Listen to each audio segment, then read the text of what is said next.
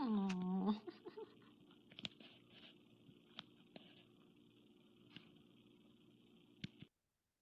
Can everyone hear me? We can. Oh, excellent. Hey, everybody.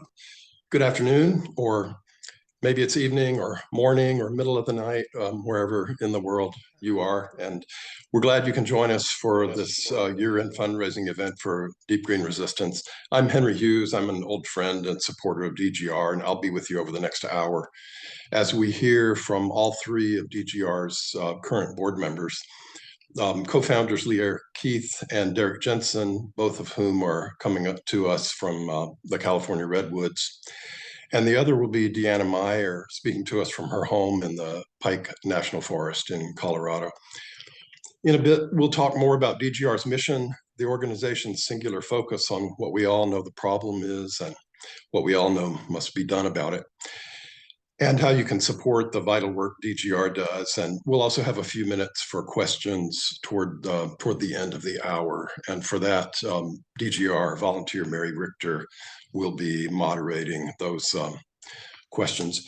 You can donate anytime by going to deepgreenresistance.org. There's a link for that in the Zoom chat here. And there's also a direct link right now to the donate button that'll get you right past all of it and get you right there to be able to make a donation to DGR. Before we get started, let me run through some premiums that DGR has on offer. For your $100 donation, there's a free book coming to you. For $200, that free book and a free t-shirt. And tis said there are some excellent designs and as many as 12 different colors of those t-shirts. If you can afford to give $500 at that level, all the above, plus a batch of Lierre's famous freshly baked gluten-free brownies. And for anyone who can make a donation of $1,000, all of the above, and a Zoom meeting with Derrick or Lierre or both of them.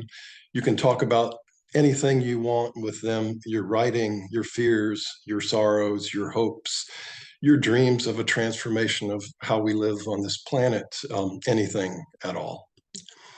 Again, thanks so much for being here. So as we move on, let's hear first from Lierre Keith.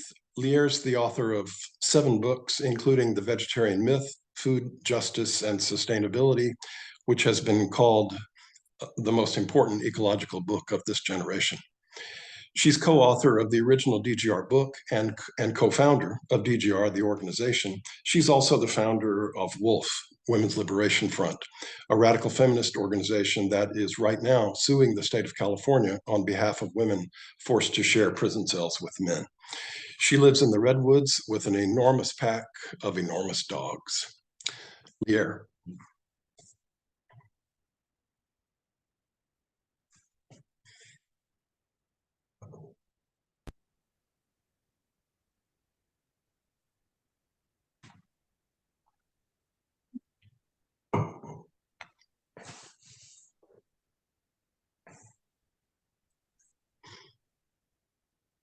Okay, right now, scientists, hang on one second. Okay, sorry, we had a little feedback. We got 2 computers in the same room. Right now, scientists are debating whether a quarter, a third, or fully half of all mammals will be extinct by 2050. In fact, some of them are debating whether the planet will be supporting life at all by the end of this century. And what's not up for debate, not ever, is a culture that devours with an entitlement so profound it is turning the planet to dust. That dust is not hyperbole. The dust storms in China, the inevitable endpoint of agriculture. The dust storms are so bad, they're triggering asthma in children in Colorado. So here's the dust leaving China, and here it is landing in Aspen. Here's the first day of the Dust Bowl in North Dakota. No one in their right mind would call this place the Fertile Crescent now. This is Iran. That's a dust storm in the background. That's not a mountain. This is the earth turned to dust. I know it's unbearable. Reality is an avalanche of grief right now, but I'm asking each of you to take your heart out of cold storage. You put it there for safekeeping, I know, but there is no safety on a planet being murdered. So how did we get here? Well, we're going to back up 4 million years. Don't worry, I'm going to go fast. I stole this slide from Dr. Michael Eads, and I highly recommend his presentation on human evolution. That's where this is from. So Australopithecus emerges on the plains of Africa, and then 2.3 million years ago, the genus Homo arrives, and that's us, there at the bottom. And at the top, just FYI, that was the last time a close ancestor tried to be vegetarian, and they all died out. I know exactly how they felt. Homo habilis uses stone tools and has the brain the size of a chimpanzee. And over the next million years, so it's a long time in the making, habilis undergoes a process called encephalization.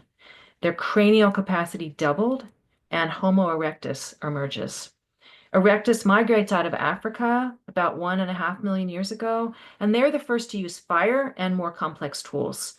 The sapiens appears 400,000 years ago, and by 200,000 years ago, they're identical to modern humans. By 100,000 years ago, we're burying our dead, and we're doing it ritualistically.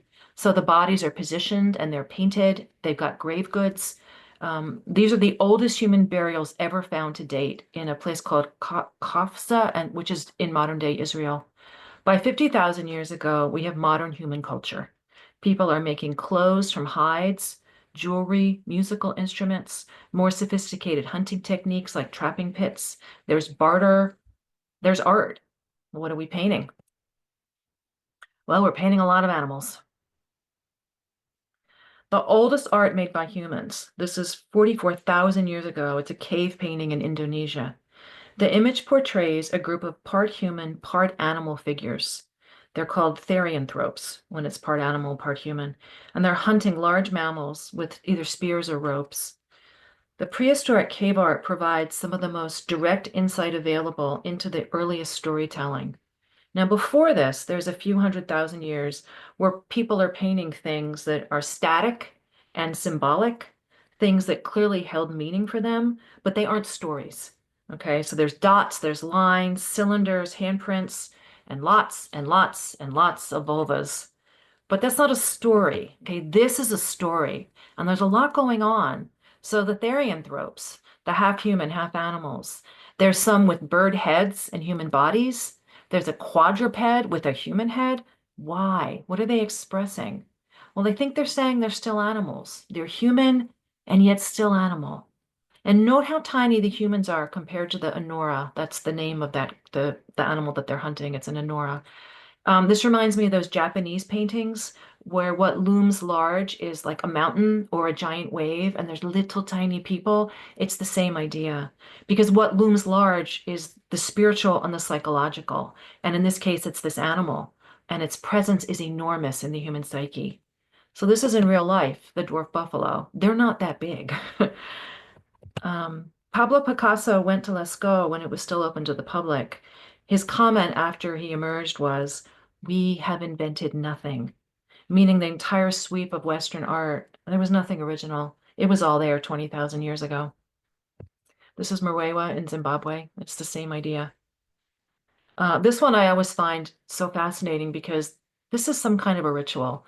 There's two very clearly women on the right-hand side. You can see their breasts are very prominent. The woman on the bottom has a rattle.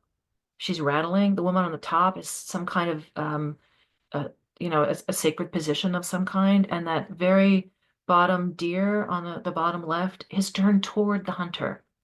So are they calling the hunt? We'll never know. But this is clearly some kind of a spiritual ritual. And this is the second most common art project. This is the so-called Venus of Holofels. Now, a lot of us object to this Venus art as this Venus, terminology is as trivializing. Venus, is, of course, being the goddess of love and beauty, which is what women are always reduced to in patriarchy. But the religious implication of these artworks are usually dubbed a quote fertility cult, and this is not a fertility cult, right? This is a complex theological consciousness, and it deserves a little respect. So this goddess was found in a cave in southern Germany. She's about 40,000 years old. She is, in fact, the oldest known piece of figurative sculpture ever found. She was carved from a woolly mammoth tusk, and it probably took a few hundred hours to carve. And you can see how small she is. Probably worn as a pendant. That's why there's that hole and no head. The oldest known musical instrument was found near her, and that was a flute carved from a vulture bone. And fourths, fifths, and octaves were the original, what they always find in those original flutes. Those are the intervals that we always have liked. But there's also the usual remains of reindeer and cave bear and ibex and tarpons and all the animals that people were eating. So the first art we ever made was of the megafauna and the megafemales because that's who gave us life. I think this is the beginning of religion, and that sacredness of awe and thanksgiving is built into us body and brain. These images, this consciousness is so primary that it carries through from the Paleolithic into the Neolithic and then into the present day. So Paleolithic means before agriculture, and the Neolithic means the invention of agriculture. So here is some Neolithic art. Okay, it's what comes next in our history. So these are images from agricultural societies that came after the hunter-gathering period. So this is one of the oldest agricultural settlements, Çatalhöyük. Excavation is still ongoing. 95% of the figurines dug up are animals, and the other 5% are females. That's what they find at Çatalhöyük. It's the same template as the Paleolithic art. It's basically the same image, right? You've got the megafauna and the mega females. This is Hathor, the goddess from Egypt. So it's a little bit later, but it's still the same image. You got the megafauna, the mega female. Cultures don't become patriarchal overnight, and even when they transition, that transition is complete, people still do not give up those biophilic religious images. So now we're well into patriarchy in the middle, in the Mediterranean region, but here she is again with her megafauna. And here's Artemis. And this is another Artemis who the Romans called Diana. And she's still got her hunting gear and her megafauna. She's been pushed aside now as just one in this pantheon, but she's still there in the wild edges with the wild animals. And here you have the nativity scene. And it's still a woman front and center, bringing forth life on her own in the dark cave of a stable, surrounded by the same magic megafauna. And in the folk culture of Europe, the animals can talk on New Year's Eve. So we have indeed invented nothing. And for all that time, for 2.5 million years, we were not monsters and destroyers. We were participants. So I think all this goes to her point that as humans, our template is that gynocentric biophilic model, and that try as patriarchy does, it still can't erase that biophilia from our bodies or our brains. So if the length of our time on Earth is that football field, the last half a yard represents the length of time that we've been doing agriculture. The last half a yard. The last 1/5 of an inch would be the Industrial Revolution. But that half yard is where the disaster begins. Agriculture marks the beginning of slavery, militarism, global warming, mass extinction, oh, and patriarchy. So here we are at the end of the world. They aren't going to stop unless we stop them.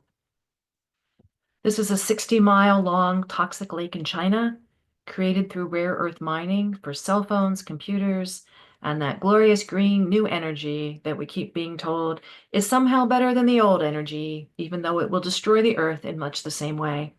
This land will not heal in anything but a geologic timescale. Agriculture takes what it wants, and it wants the land. And finally, the climate is breaking and will soon be beyond repair.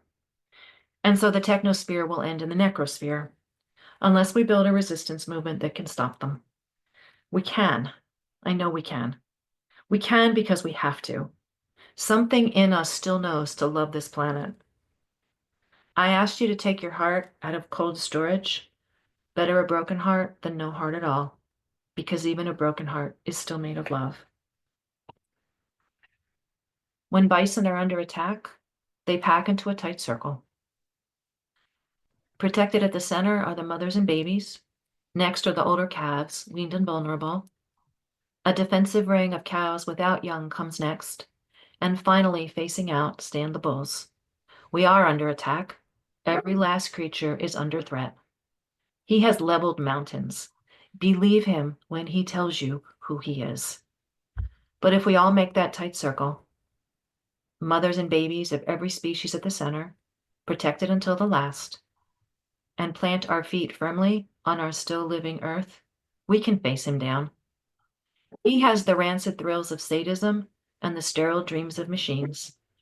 We have love and the miracle of our animal bodies and the stalwart light of every dawn. Don't let him win. And as ever, we end with Andrea.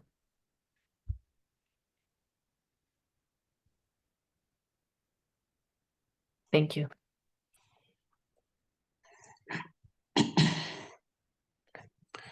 Thank you, Lierre. I assume someone will put me up here. Yeah, there I am again. I would never know how to follow a Lierre Keith presentation, as brief as that one was. I can only reiterate what Lierre has offered. We all know the planet, its habitats and all its beings are in various crises and at so many levels.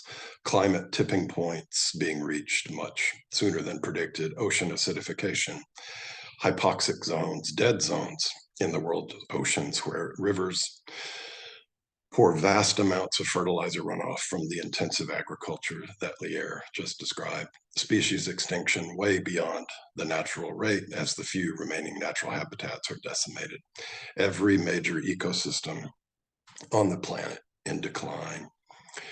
We could spend the next few hours listing all those bullet points, so they would run to the macroplastics that we've seen images of and videos of in many of the world's waterways, the plastics we can't see that are in caves that humans have never been in, and in our bodies and in the bloodstreams of all beings, and so, and the endocrine disrupting chemicals, so on and so forth. Which brings us to why deep green resistance, of course.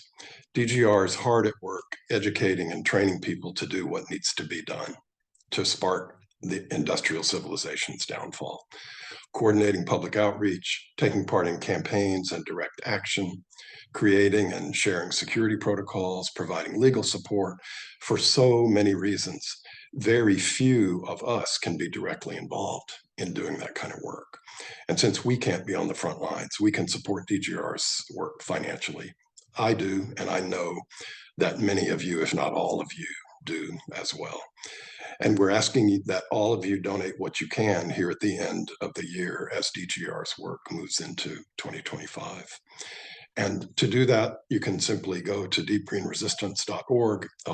If you scroll around in the Zoom chat here, you'll see, again, you'll see a link to get you directly to the donation page there. And we thank you for doing it. Now let's hear from Deanna Meyer. Deanna Meyer is another Deep Green Resistance board member. She's a longtime environmental activist and board member of DGR. Derrick Jensen and DGR inspired her work to fight for those she loves and to win. With the support of DGR, she started a nonprofit called Prairie Protection Colorado and has successfully saved thousands of prairie dogs up and down the Front Range of the Rockies. She's currently working to save Colorado's keystone predators with a large coalition of wildlife enthusiasts. Let's welcome Deanna. Hello. Let me get my screen up here. All right, so I am Deanna Meyer. I'm a board member of Deep Green Resistance, and I started all my work I've always cared about the planet and gotten involved in various activism groups. ever since I lived in Alaska for a while, got involved there. I came back to Colorado and was kind of just trying to live my own life. And I ran into Derrick Jensen's work. And I was very inspired by all of his books. I went through all of them and I found that he had a forum. And I got onto that forum. And in this time, my mother went into a contract with the Forest Service to thin some of the land that she has here that I live with. And I didn't feel right about it. And I thought, wow, I wonder what Derrick Jensen would think about this, you know? And I didn't think he would ever get to me. I didn't think he would respond. And I wrote him and he got back to me almost immediately, which was shocking for me. I didn't think someone like Derrick would write back. And he basically said, you know, the Forest Service are they're loggers. They're destroying the planet. They're a part of the problem. And he helped me with I said, well, what am I going to do? He got me hooked up with some other people who were fighting the Forest Service in their logging projects. And my mom already had signed a contract with the Forest Service. And with the help that I received from Derrick and the connections that he got me together with, I was able to get out of that contract and stop the Forest Service. And they, you know, and saved many acres, hundreds of acres here, and then started educating all my neighbors about forest thinning. So that's where that started. And then I had Derrick come out and Lierre and do a deep green resistance workshop here in Colorado, which was very influential. And I was very inspired to act on behalf of anything that I could, which everything is under attack. And so then I started paying particular attention to prairie dogs, a lot of it because Derrick had said in many of his books how important prairie dogs were, and that if he still lived in Colorado, that was who he'd be fighting for. And I saw a colony that I had grown up with all of a sudden gone and realized they were poisoned. And then I found another colony by where I live that was a huge one, it's been there forever, that was slated for a mall to go on top of it. So of course I got a hold of Derrick and I said, and I was in, this is shortly after the DGR book came out, a couple years after. And I'm like, what am I going to do? You know, and they're going to build on top of this huge prairie dog colony. It was 180 acres of prairie dogs jam packed. And how are we going to stop this? A mall's going on there. And he went through he got me in touch with so many different people and worked so hard and contacted everyone he could think of and put me in contact with someone who said, hey, we're going to save this colony. And this person gave me all the tools to do it. And I fought my tail off and I got a lot of local advocates involved. And we were not able to save the land. And that is a huge thing I would love to learn to do. I've never seen anybody do it. But we did save hundreds of prairie dogs. In the end, I got them moved up here by pulling many, many different tools in a campaign, legal tools. We did a referendum where we had to get signatures to try to stop the whole development plan. And in the long run, we were able to save 600 prairie dogs that live with me now. And in that, I started a organization called Prairie Protection Colorado. And this is like my point in all this too is like we all know that we all love land. That's why we're here and we love life and we want to see what we can do to protect it. And I never thought I could until I met Derrick or started reading Derrick's work and then found this network of people in Deep Green Resistance to help me like get the word out and inspire me and say, hey, look, we believe in you. We're going to support you and we're going to help you protect these animals. And so I continued and started this organization. And let me see. Oh, now I've got there we go. And these are all pictures of prairie dogs that we've saved uh, by the tactics and campaigns that I've done. And the biggest thing that I've been able to do and that I work with people in is falling in love. And of course, these are all great pictures of these prairie dogs who are in love with each other and their children, and they're an incredible communal animal. And anytime I am sad, because we lose a lot, we all do in environmentalism, we will lose more than we save. And so when I get down and I want to give up and I want to say this is too much work, I never want to do this again. I look at I look at my animals that of the, not mine, but of the animals that I've saved. And I look for signs from the land here that I'm doing the right thing, and I continue to go on no matter how hard it is. So let's see. There we go. Now, this past year, I've been working really hard in Colorado on saving keystone predators, which is particularly mountain lions, bobcats, and lynx. And we all launched a campaign in 2 years ago, and we got some bigger organizations to say, we're going to put this on the ballot. So we worked very hard and started doing the necessary work to get this as a ballot question.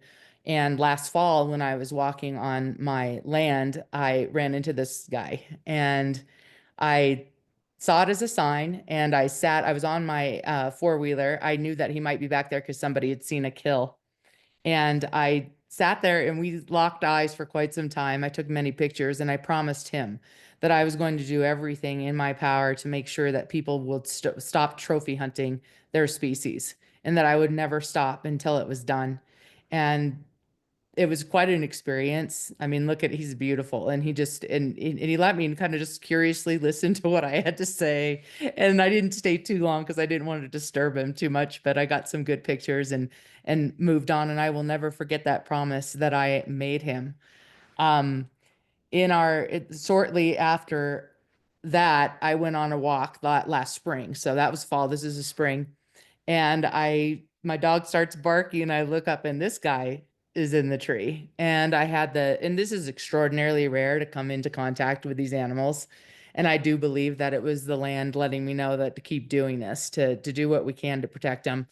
And anyway, he got up in the tree, and I was heart racing like crazy, and got my camera out and talked to him the same way, promised him, and it's a different one, promised him the same promise. And so these are inspirations for my activism to protect who I love, and including my forest. I mean, they're not here without the land. And during this campaign, November was the vote. We went out, and we got hundreds of people to hit the streets to get signatures in person. We ended up getting 188,000 in-person signatures in Colorado to get this on the ballot. And unfortunately, we raised over $3 million to get this, the ads and everything we needed. And we did not win. We got a 45% rate, and we lost because the hunters that were opposing us were so well funded. A trophy hunter gave them one person gave him millions and told him he would give them as much money as they needed. And they launched a campaign of confusion. So they put out thousands of signs that said, vote no on 127, wildlife deserves better. That was their tagline. And we made mistakes. We should have put out thousands of signs as well, and we didn't. And they went and put flyers in everybody's box because they decided that they needed to hit the suburban wives with a picture of a kid in 2013 who was attacked by a mountain lion with an injured face. And then they took a picture of the Utah mountain lion that lots of you have probably seen that video where a mama lion escorted a hiker out of her territory. Didn't hurt him, but he got a video of him as he was backing out. They took a picture of a lunge of a charge that mountain lion did, and then put a little girl with a backpack who appeared to be walking to school in front of the lunge, and said that if they voted yes, that all their children would die. And a lot of these women believed it. And they also went on and on about how Colorado Parks and Wildlife should manage wildlife, not activists. So the point in all that too is that I was heartbroken. We were all heartbroken, and I wanted to give up, and I still feel like crying right now because it was such a horrible loss. It was like, we thought for sure we win. And it made me very depressed about people. It's like, how can you say it's okay to trap bobcats and trophy hunt mountain lions? I mean, why wouldn't you would think we've passed everything else? There was a lot of stuff. People were really questioning the wolf reintroduction because so much propaganda against it has gone out. But anyway, the point is, I carried on. we keep fighting. Now we have a bigger group than ever. Fighting for these animals, and we have about 60 people who are actively coming on to Zoom meetings, who are going to show up at Colorado Parks and Wildlife meetings. We formed a huge coalition with multiple different groups, and we had 1.5 million votes of people who wanted this to pass, who are now, many of them are actually, it's very hard to find activists who are going to get up and do something. This ignited that. We already had a lot, but this helped ignite more. And we're not going to give up until we get protections for these animals. We won't. And when I want to give up, I think about these lions here that I promised. I think about these animals, and I think that there's no way I'm going to stand by and let them leave. And we also work to protect coyotes from mange. They're getting rodenticide poisoning everywhere. So we work with people who are medicating them in the field. It will turn them around. It takes one pill. This is a coyote who visited me while we were doing this work at my land here, and came by and said hi. And this is my a bobcat friend this past fall, who came through and has a prairie dog there that we have on the colony. And I was able to get that. And I always remember these instances when I want to give up and when I want to remember what it is that I'm fighting for. And your donations to Deep Green Resistance and your support, any campaigns that you guys want to get into, I want to help start really getting people paying the favor that I was given by DGR and Derrick and Lierre and their support forward to other people who want and know what they want to protect in their local areas, and to show you how and how to get people involved and how to get advocates in the local area to say, you know what, I'm going to do that. Nothing's going to stop me, and I'm going to make sure it happens. I want to do that. Your donations, if you can't be on the ground with us, and also help us get webinars. We want to start building up networks to where we can really help people protect what is in their backyard and who they have. And my experience in activism is centered around the whole idea of what John Osborne said, where he quoted, and I'll just put prairie dogs in where he had bull trout, but he said, quote, "As things become increasingly chaotic, I want to make sure some doors remain open. If prairie dogs are around in 10 years, maybe they will be around in 1,000. But if they're gone in 10, they'll be gone forever."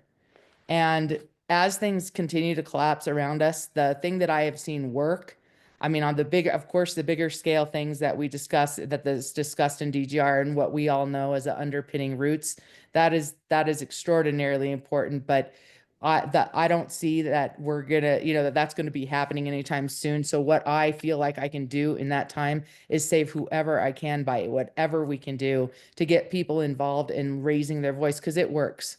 Because I have saved thousands of animals, and I do believe that in Colorado, we're going to continue to protect these animals, and we need support to do it. We need people more than anything to get involved. We need to train people on how they can get people involved. And anyway, I'm so glad that you are all here to listen, and that you're here now, and that I had your time. And any support you need, you can always look at our page, prairieprotectioncolorado.org, to see kind of the things that we do. You can email me at prairieprotectioncolorado at gmail.com. And I am happy to help anybody in the work that they want to do to protect those they love in their local areas. And thank you so much, everyone.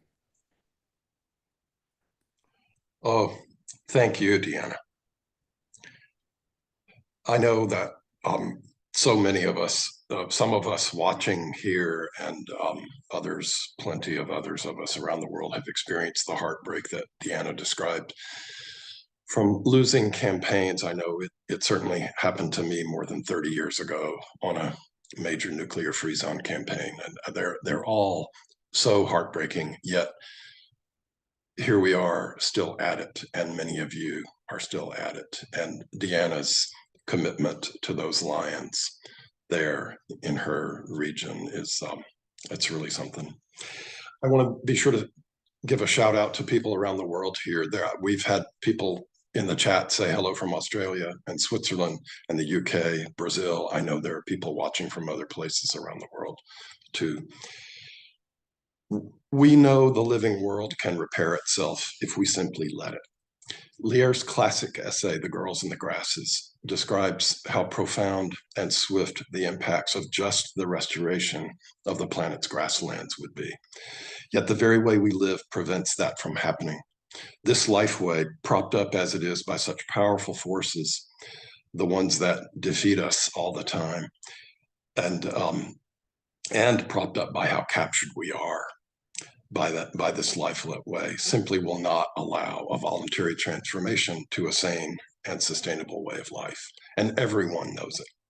Almost no one will say it out loud, but everyone understands it. DGR does say this out loud and works to make it happen. Again, please do, if you can, we hope you'll go to DGR's website, which is here in the chat, deepgreenresistance.org, and donate whatever you can today. And right now, I believe we're about to take a brief video break, and we'll be back.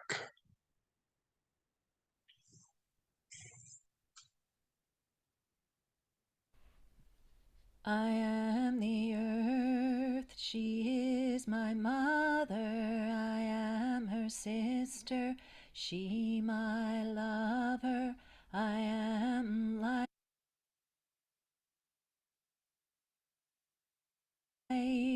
she is my power, I am blood, she my mover, I am bone.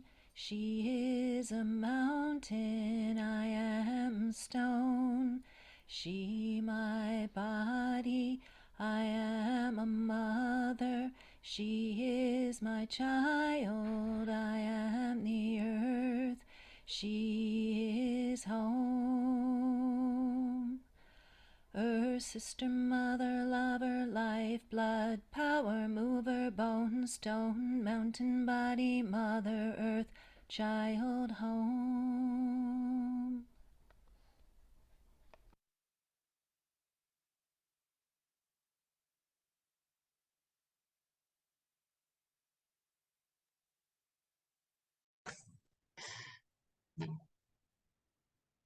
Thank you, Lierre.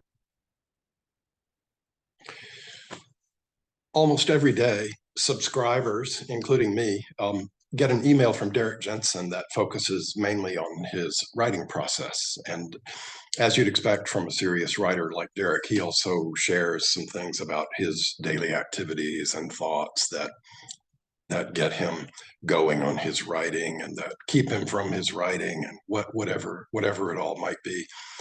This morning, as part of a longer discussion of just how destructive human civilization has become, Derrick repeated something he'd read from a scientist many decades ago, and I'm going to repeat that here. I don't understand why everyone isn't running down the streets screaming about this. And that reminded me immediately of one answer the late German-American social psychologist, sociologist, philosopher Erich Fromm gave for as an answer to that screaming question. Another explanation of the deadening of our survival instinct is that the changes in living that would be required are so drastic that people prefer the future catastrophe to the sacrifice they would have to make now. Of course, the catastrophe of industrial civilization that we're faced with now is an ongoing catastrophe, and long since it has become an ongoing catastrophe, and it's beyond an emergency. And that's part of why I'm very proud to support Deep Green Resistance. And now let's go ahead and hear from Derrick. Hailed as the philosopher poet of the environmental movement, Derrick Jensen is the author of 25 books. I think it's more than 25 by now, including The Myth of Human Supremacy, Endgame, and A Language Older Than Words. He holds a degree in creative writing from Eastern Washington University, a degree in mineral engineering physics from the Colorado School of Mines, and has taught at Eastern Washington University and Pelican Bay State Prison. He's packed university auditoriums, conferences, and bookstores across the nation, stirring them with revolutionary spirit. And let's hear from Derrick. So if I could sum up all of my work in one sentence, it would be this way of living won't last. And when it's over, I would prefer there is more life left on this planet rather than less.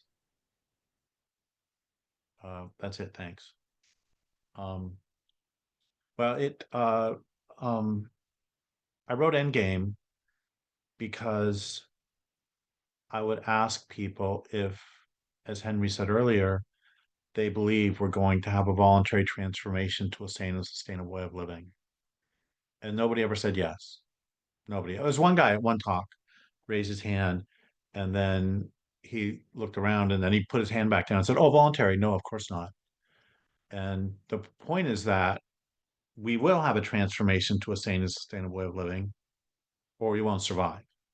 But will it be voluntary? Nah, nobody thinks so. And the next question is, if we don't believe we're going to have a voluntary transformation to a sane and sustainable way of living, what does that mean for our strategy and for our tactics? And the answer is we don't know. And the reason we don't know is because we don't talk about it. And so I decided to talk about it. So that's one direction. Another direction I want to talk about is something that happened yesterday. We had our 12th and final class of this round of my eco philosophy classes. And I do those a couple times a year. And in this class, first I asked, so um, does anybody think that this way of living can go on forever? And nobody said yes. I recognize it's a self-selected group, but nobody said yes.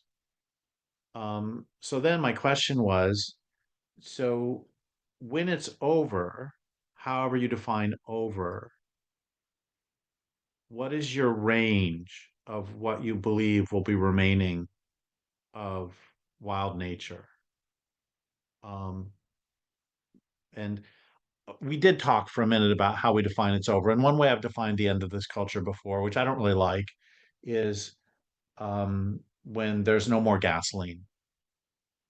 Um, and I don't really like that because this culture will still be uh, consuming the earth, destroying wild nature. So what I said yesterday was, I guess the way I will define the end of it is when humans are no longer exceeding carrying capacity.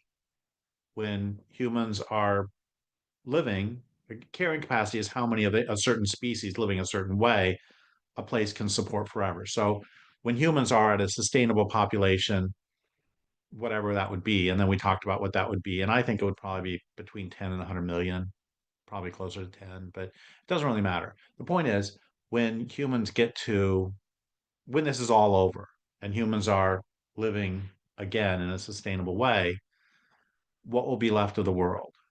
And I know that I'm pretty pessimistic, but I was pretty, everybody who spoke up in class thought that there would be no megafauna larger than rats. That was pretty much where we're. Well, one person thought that the beavers might survive. Um, but the point is, we all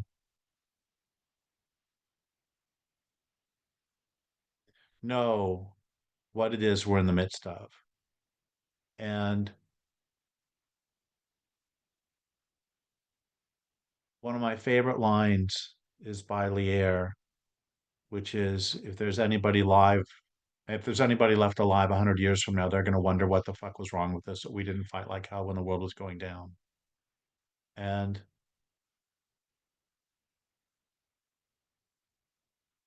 I I think the most important thing we can do, we can't predict the future. The most important thing we can do is to align ourselves with wild nature. That So that's all the bad news. And the good news is that here's the image I keep having of of this is not the good news yet. Here's the image I keep having of environmentalism, which is environmentalists are basically like people in an emergency room, doctors and nurses in an emergency room, and they're putting bandages on the person and they're trying to pump them full of blood. There's a person on the table and they're pumping them full of blood, putting bandages on, and they're doing everything they can to save the person, except they're not stopping the homicidal person who's standing there stabbing the person again and again and again. And the first thing we need to do is to stop the stabbing. And I don't know if you can see this, but Tony, my dog, bit me a couple days ago. That's the first time he's bit me in a year, so this is improvement. And uh it's an extraordinary thing. I haven't actually had to do anything. It just, if it's not pushed too far, the body has this extraordinary capacity to heal. And I'm going to go one more piece of bad news that I just learned yesterday, and then I'll talk about the thing that gives me some optimism. And the we sometimes misfocus. You know, we always hear, for example, that a fed bear is a dead bear. The one should never feed bears because they'll turn into problem bears and they have to get killed. And I have some issues with that. And one of the issues is last year in California, there were, even if you presume that there is a problem bear, last year in California, 12 bears were shot as problem bears. 1,000 bears were killed by hunters. So the truth is that 99.9% of the bears who are killed, it's not because they're problem bears. But I learned another thing yesterday, which is why I bring this up, because it's absolutely horrifying. Whaling is an atrocity. There's absolutely no doubt. Whaling is horrifying, horrific, and I have fantasies I won't mention about what I want to do to whalers. So, um, and there are about 1,000 whales killed per year by whalers right now, and there are 20,000 killed by ship strikes, and there are 300,000 killed by entanglement in fishing nets and crab pot uh, ropes. And those latter two are the everyday workings of our economic system. And so that brings me to my optimism, which is that beavers and wolves and those wild horses whose name I can never pronounce, it starts with a P, Przewalski's horses, uh, are back in Chernobyl after 40 years after most, after the worst to the time nuclear disaster in the history of the world. Wild nature is back. And one of the things it says to me is that the worst nuclear accident to the time is less destructive than the everyday activities of agriculture and of the dominant system. There are more than 400 dead zones in the ocean, and there is one that has recovered. And it is off the coast of, it's in the Black Sea, off the coast of the former Soviet Union. And it recovered because the collapse of the Soviet Union made it so it was no longer economically viable to do agriculture along the shores. And it only took 25 years for the area there for the fish to recover enough that they had a fishery, which I'm not thrilled about. But if you don't push it too far, nature can come back. Of course, if you push it too far, I mean, there is no recovery for the passenger pigeons. I honestly believe that if we were to magically transform, salmon would be fine. I don't think that will be the case in another 20 years, 15 years. But that's one of the things I find absolutely extraordinary. And I'm only going to go on another minute or two. One of the things I find absolutely extraordinary is that prairie dogs have been reduced by 99% of their range and population, or more, 99.9%. And I've seen prairie dogs in medians of highways. Prairie dogs are incredibly forgiving. Salmon are incredibly forgiving. And beavers are incredibly forgiving. And they still are completely hammered. So I'm going to end with, excuse me, I have a friend who has convinced me that rats and termites and carpenter ants and who else? Rats, termites, carpenter ants. Oh, that was one other one. I'm leaving off another.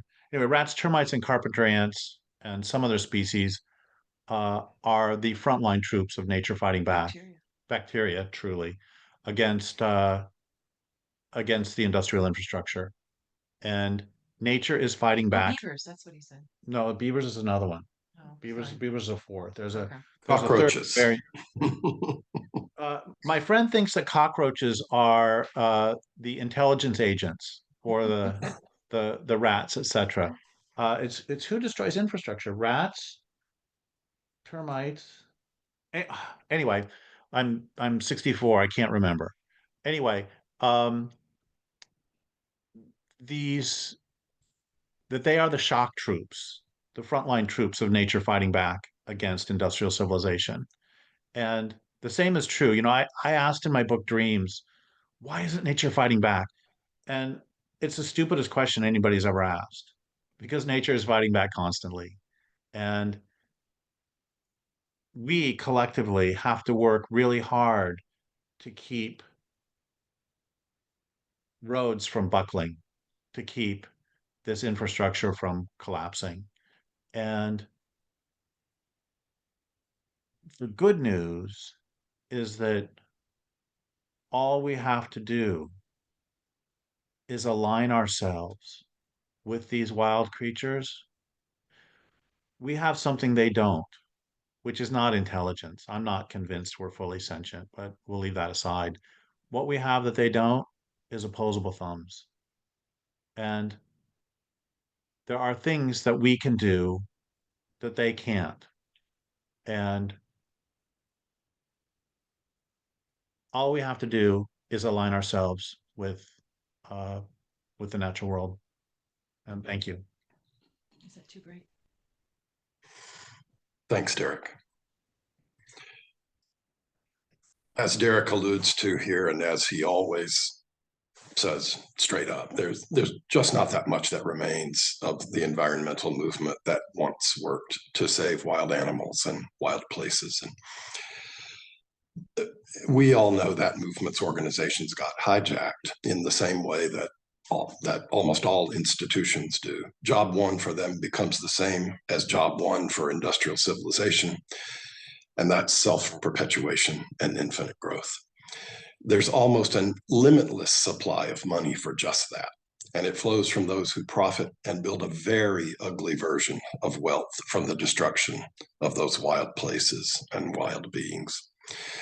And for me, that's what's always been so special about Deep Green Resistance when it was first formed more than 10 years ago, and by the tendencies of some other environmental groups.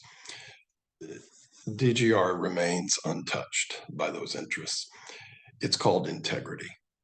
And having it, needless to say, comes with a price. Marginalization, cancellation. DGR has also suffered from Lierre's and Derrick's refusals to submit to the dangerous misogynist notion that men can be women. And that has also had a pretty bad effect on DGR. So it's really only through the generosity of donors like the people watching and others around the world today that DGR's work can continue. And we really appreciate you joining us, and please do go to the deepgreenresistance.org website and give what you can today before the end of the year. And right now, I think we're going to have open it up to some questions and answers. And Mary Richter is out there waiting to funnel some questions to Derrick and Lierre and Deanna. And here we go.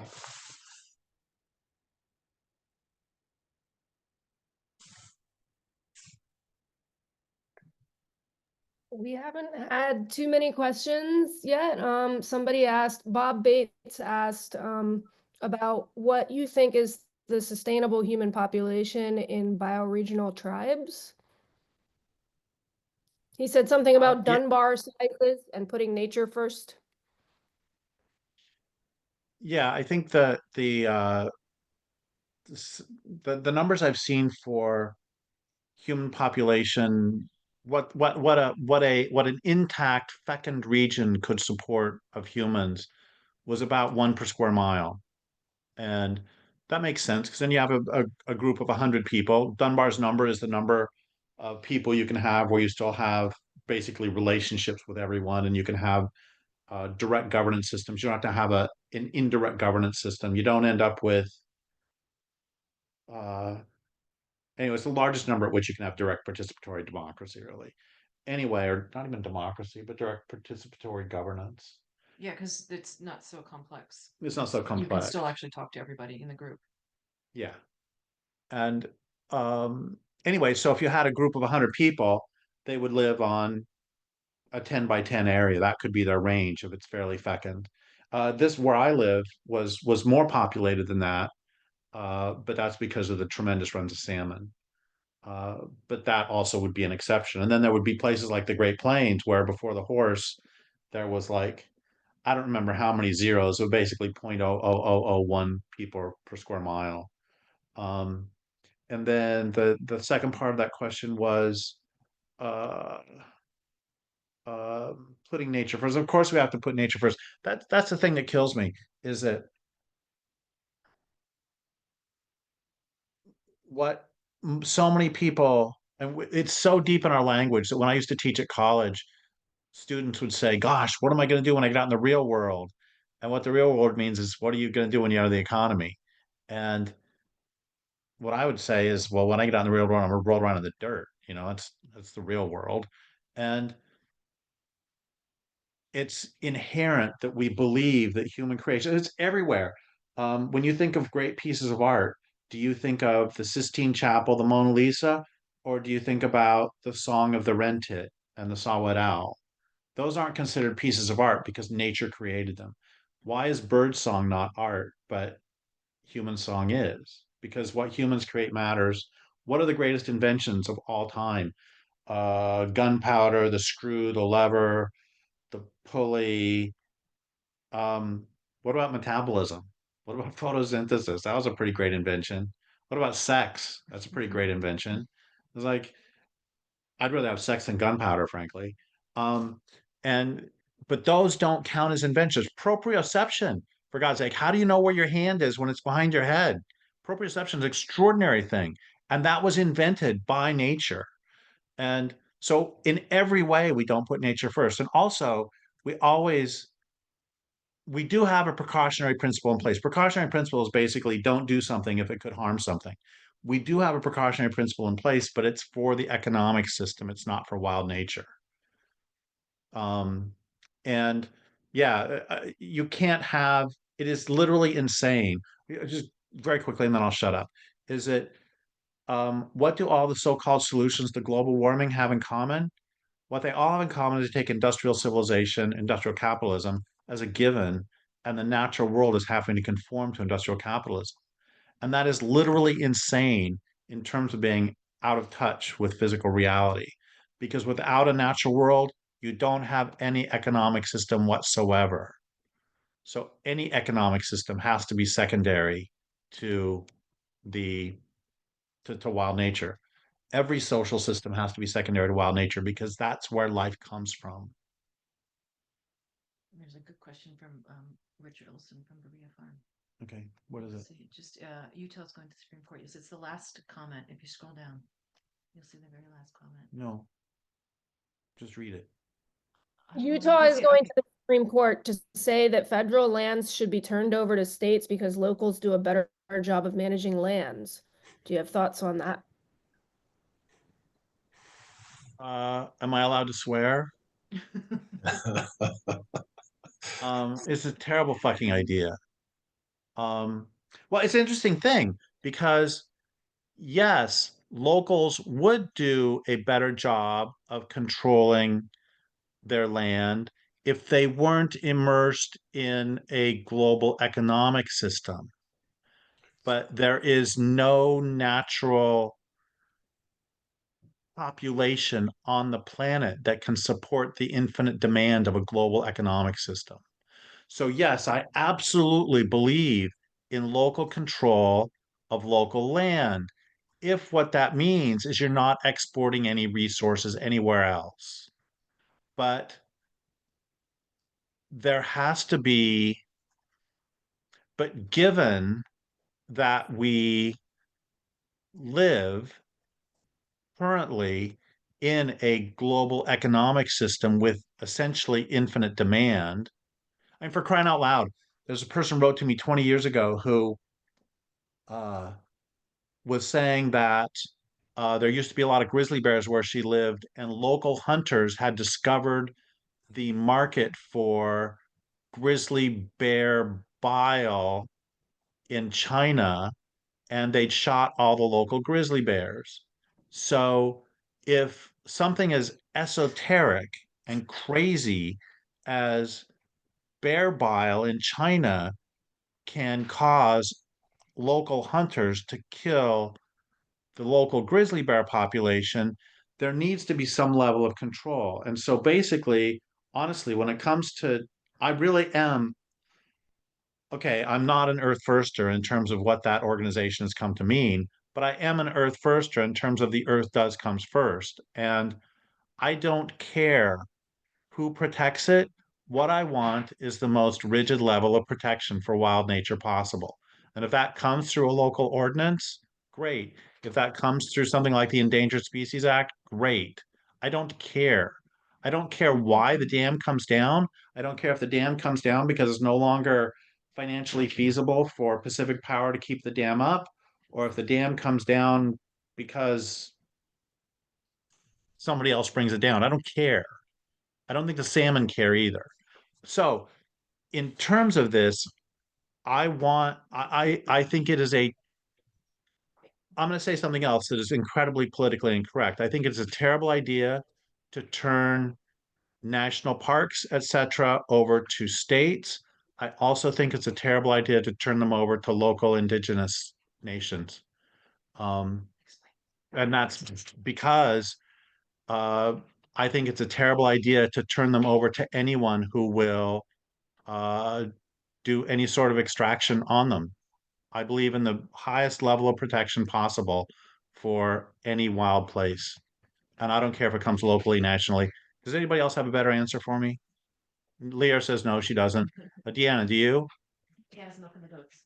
Oh, Deanna might be milking goats. No, I'm here. Um, I'm here. okay, No, Deanna, do you have a better answer? I agree with what you were saying. That the best that we need the level of protection that's the best, and that's not gonna, it's just everything's gonna be destroyed that way. It already is being destroyed too much, and the very little protections we have aren't very good as they are. I can't imagine if the state was allowed to take it, then everybody would just destroy all the everything. But yeah. So Lierre's gonna be a party pooper. She says it's after 4, so we should probably quit, but I'm willing to go another 5-10 minutes. There's a question. Go If for there's it. more, if there's more questions. Mary, we got any more questions? Yeah, we got two more questions. Okay. Bob is asking, since the collapse of modern global industrial and consumer civilization is a done deal, what would be the mindset what would the mindset look like of those that are left after the ecological overshoot bottleneck vis-a-vis operating with a nature first paradigm sustainably? Well, honestly, I think that I'm really guided in this by a line by Peggy Reeves Sanday about when she's in her book, Female Power and Male Dominance. She talks about what are the markers of high and low rate cultures. Many of them are obvious, and we won't go into them here because that's not the point. But one of them was very interesting. It was a history of ecological dislocation in the previous few hundred years. And what that has to do with rape culture is that when societies get stressed out, men sometimes take that on women. We see that, when a mill closes, rates of domestic violence go up. But that's not what I'm getting at here. What I'm getting at here is I think it takes several hundred years for a culture to metabolize trauma.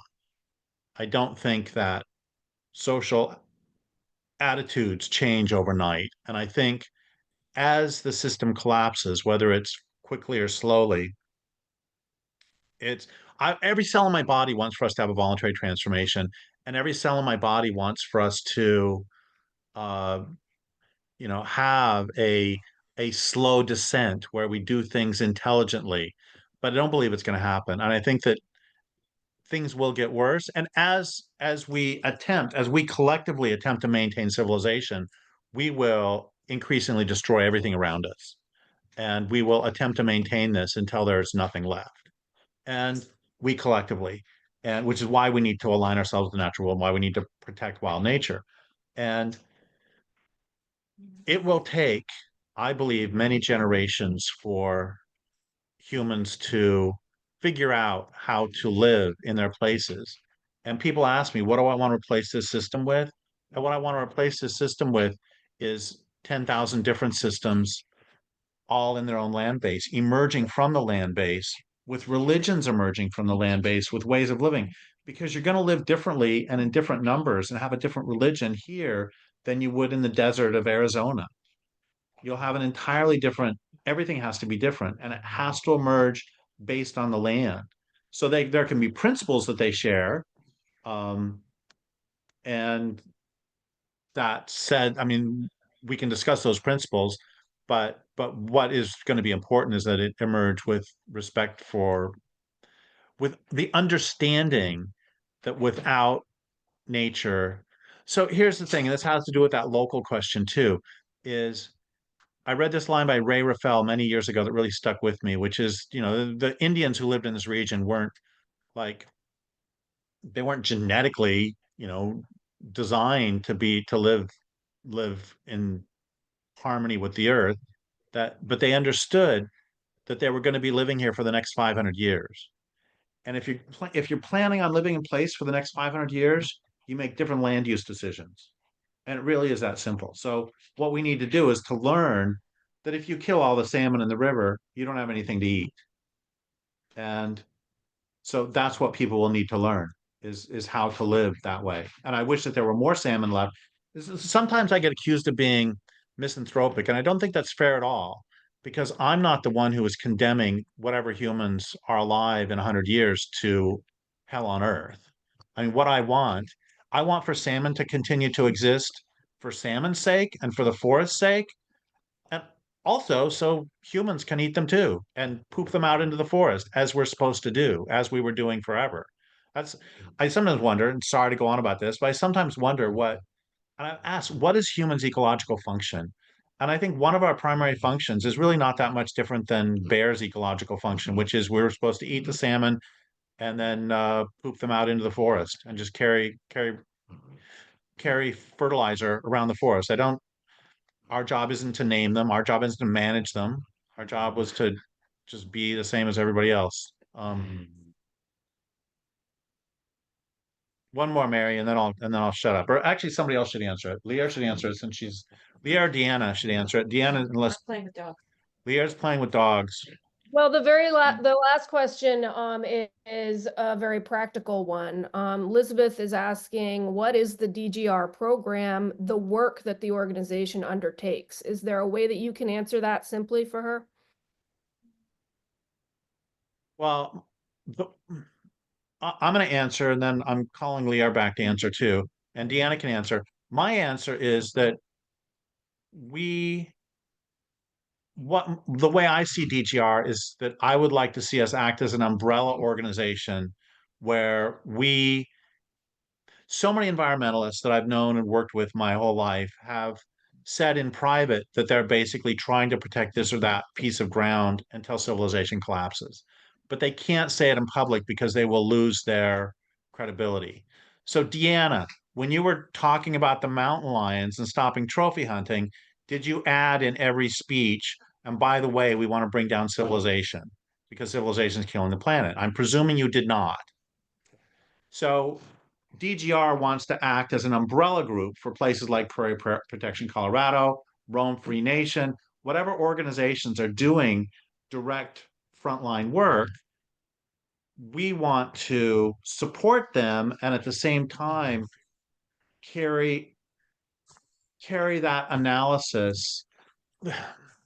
There's Neil Everton had this what he called the lawyer's dilemma, which is what do you do if you're living in a racist society where the laws are such that if you can prove that somebody has 1% white blood, then there's one set of laws applies. But if they're 0% white blood, a different set of laws applies. And you have a client, do you attempt to argue that your client is 1% white and therefore under that justice system, or do you try to argue that that is an unfair system altogether and see your client hanged? And he brought this up in terms of environmentalism because environmentalists are often put in the place of not telling the truth about the larger picture because we'll lose credibility. And so DGR wants to, I believe it's called the Overton window. Yeah. Wants to expand the Overton window at the same time that we are working with various people who are specifically protecting specific places. So I'm going to shut up and have Deanna and Lierre give better answers. Deanna, you go first. Okay. Yeah, I mean, that's what I was trying to talk about in my talk. The more I think about it, of course, when I first got involved in DGR, I was hoping that we would be able to inspire the, destruction of the grid or whatever so that life would be able to continue. But as I've experienced and been involved in everything, I have changed. So I've changed a lot. I really have. I mean, even though it's small in some ways, it's not small to the thousands of prairie dogs who are still alive. It's not small to the thousands of acres of forest that haven't been thinned. And I believe that a lot of us don't know what we are, how to protect things that we love. And I would like to see more of us really work hard to defend the local areas that we live in. And just like me, I mean, I wouldn't have saved anything. I wouldn't have done anything without being educated and without finding the books and stuff that made me understand that, look, I'm not crazy. This culture is crazy. That meant the world and everything for me. And part of DGR's role too is to provide a culture of understanding of the root causes of the problem and inspire people to act from there. And to get Derrick's work out there with people, he's so available, and I'm always amazed and actually shocked that he wants to be this available because it opens him up and its vulnerability for both he and Lierre. And I want people who really care about life to tap into that and to really try to defend the areas that they live in as much as they can, and to start practicing what it takes to do that. And I do know what it takes to do that on a small scale. And I think it grows. And I forget your exact quote, Derrick, about having, first year 1, and then there's 2, and then there's 3, and then there's 4. I mean, that is where we have to start. And we have to set examples.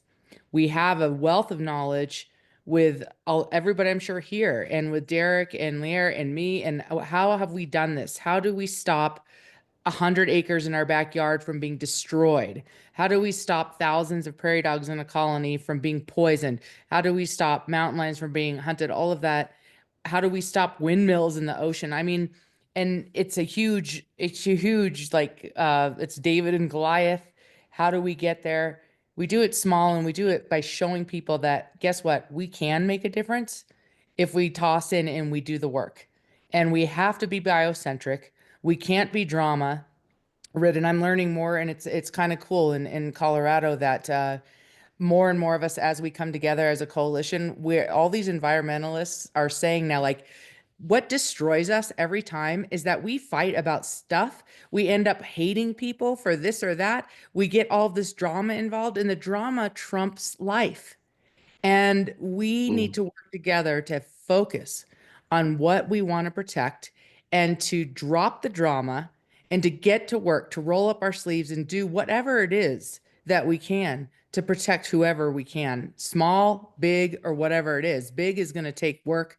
Big takes building up communities of resistance through this work, through opening up to people to understanding the root. And by, I mean, here we all have somebody like Derrick who's going to talk to us. I mean, that is, and who's going to help us. And I'm one of them. I said, Derrick, how can I protect this forest? And he did everything. He set me up with so many people. He tried so hard. Derrick, how am I going to save the prairie dogs? I want to see that from people who are interested in DGR. I want to hear people coming to me or to Derrick. Hey, I am so concerned about this ocean. I am so concerned about this river. I am so concerned about the forest, the Forest Service. I'm so concerned about the beavers here. And then let's come together, because we have a wide network of people that are working on these issues that we can bring together and try to do what we can. Sorry, that's a long answer. Let's end it there.